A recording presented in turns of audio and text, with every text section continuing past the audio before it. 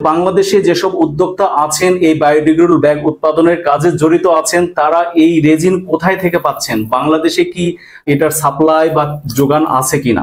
বাংলাদেশে যতটুকু বায়োডিগ্রেডেবলের চাহিদা আছে, কিন্তু সে অনুযায়ী কেউ একজন উদ্যোক্তা যদি বাংলাদেশে এই বায়োডিগ্রেডেবল রেজিন উৎপাদনের ফ্যাক্টরি দিতে চান তাহলে দিতে পারেন।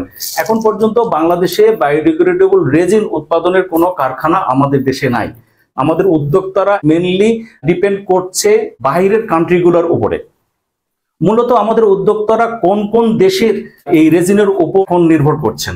এই বায়োডিগ্রেডেবল রেজিন মূলত উৎপাদন হয় চায়নাতে অনেক বেশি পরিমাণ এই রেজিন উৎপাদন হয় এবং তুলনামূলকভাবে দামের ক্ষেত্রেও একটু সাশ্রয়ী আছে। অন্যদিকে থাইল্যান্ডে স্টার্চ বেসড রেজিন প্রচুর পরিমাণে উৎপাদন হচ্ছে। এবং তৃতীয় যেটা, আমাদের পার্শ্ববর্তী দেশ ইন্ডিয়াতেও এই বায়োডিগ্রেডেবল রেজিনের একটা অনেক বড় সোর্স আছে।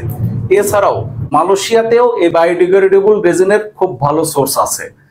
তাহলে এখন আপনি যদি এই ব্যবসাতে ইনভলভ হতে চান তাহলে আপনাকে বৈদেশিক সোর্সের উপর নির্ভর করতে হবে।